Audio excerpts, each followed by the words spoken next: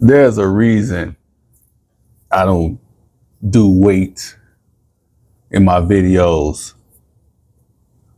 because for me, just speaking for myself, it's not that important.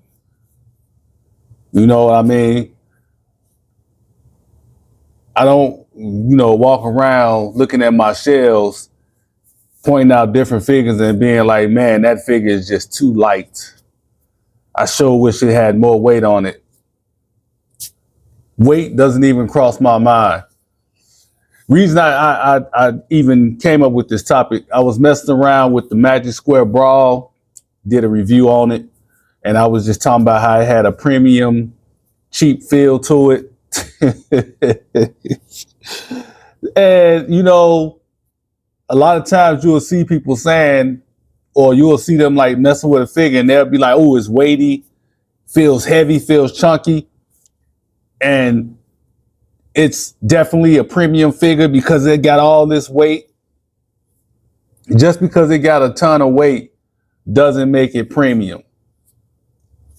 Diecast doesn't make something automatically premium. It doesn't mean it's a good quality figure just because you get a lot of diecast. I've had diecast figures that freaking fell apart.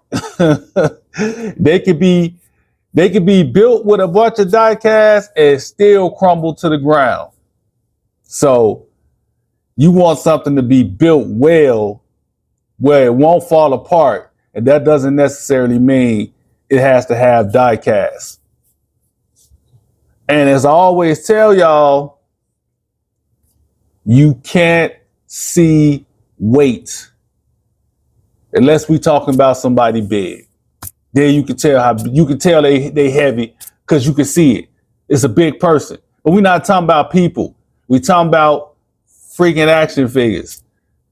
You throw it on the shelf, you don't know if it's heavy or not because you don't see weight.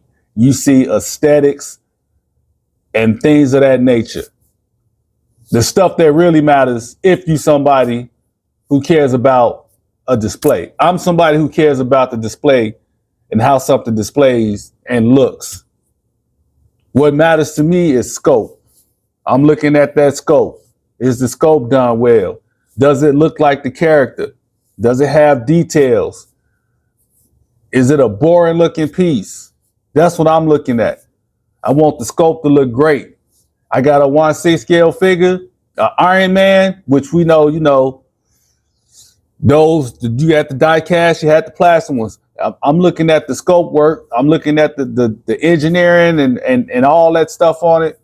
If all the details, if all that stuff pans out, we going somewhere. It don't necessarily have to be a heavy figure. I'm looking at the build on it. Is it good, sturdy plastic? Is it something that's going to fall apart on me soon as I get it out the box? We complain a lot about, in the Transformer world, we complain about X-Transbots, right?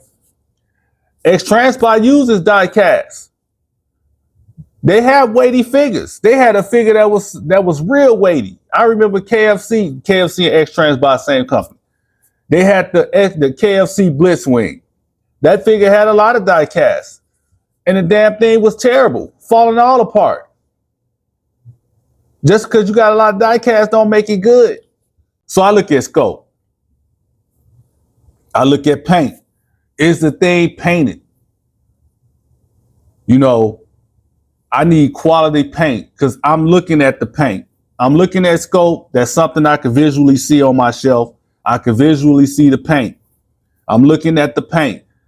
Is it painted well? Then you're looking at playability. Playability, not necessarily because I'm playing with the stuff. Maybe I should say articulation. Does the figure have good articulation? Because I can see that.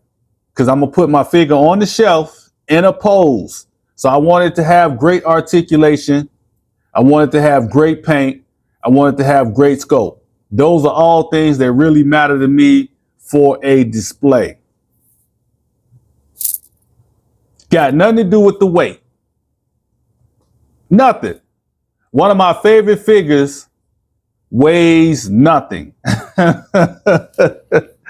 I'm just keeping it real. It don't have no real weight to it. When I look at it on the shelf, I don't say, geez, that figure is so light. Oh my God, why did I buy that piece? It is just so light. Why didn't they add a bunch of die cast to it? Why didn't they make it super heavy? Oh, it's so annoying. I can't stand that piece. Nah, I don't do that. One of my other favorite pieces, Magic Squares, lighter piece, Optimus Prime, the EX version that's all painted up and everything. That figure ain't got no weight to it. If it got some die cast in it, I ain't reviewed the figure in a long time, so I can't remember as far as if it had die cast in any spots. But all I know is it don't have no weight to it. But when I look at that thing on my shelf, it's a magnificent piece. Weight don't come across my mind, not one single bit. You know, I'm looking at it and saying, man, that's a real good looking piece. God dog, they snapped.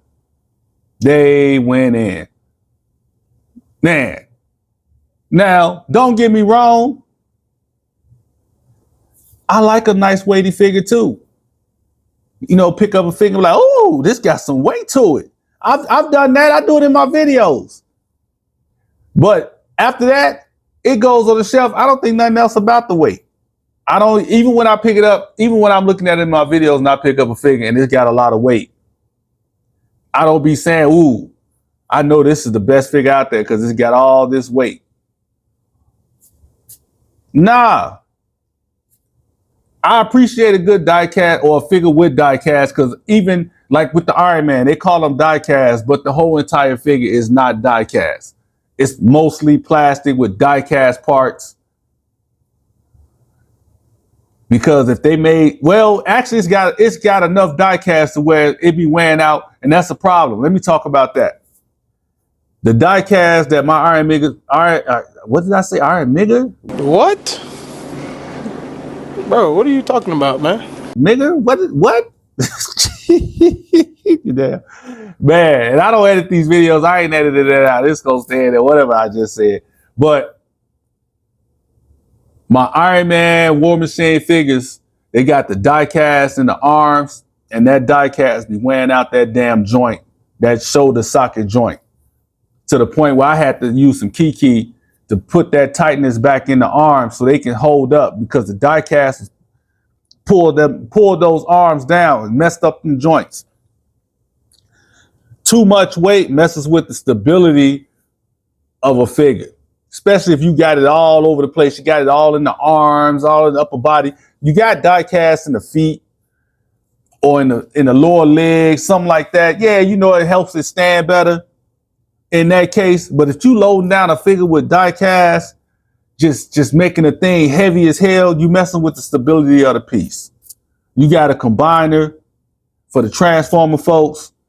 It ain't just Transformer folks, just people with just figures in general. But yeah, the combiners. You putting all that weight in each limb, especially the arms and all that. You man, you playing a dangerous game there.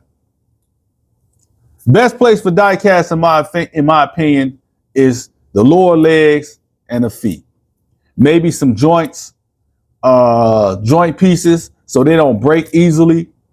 Like on my 3-0 figures, they starting to use, instead of just regular ball pegs, they got like metal joints now for you to plop the hands on and off of. So that plastic, because that plastic they used before, you ran the risk of snapping that plastic trying to remove the hands.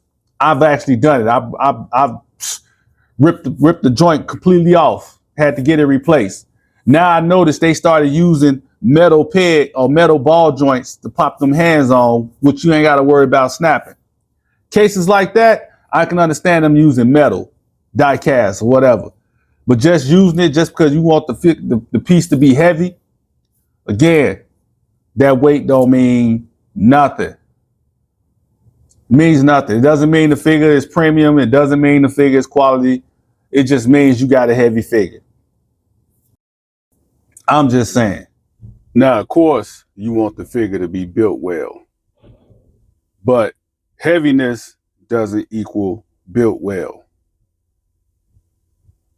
Weight doesn't equal built well. Quality materials, good design work, good engineering, good tolerances.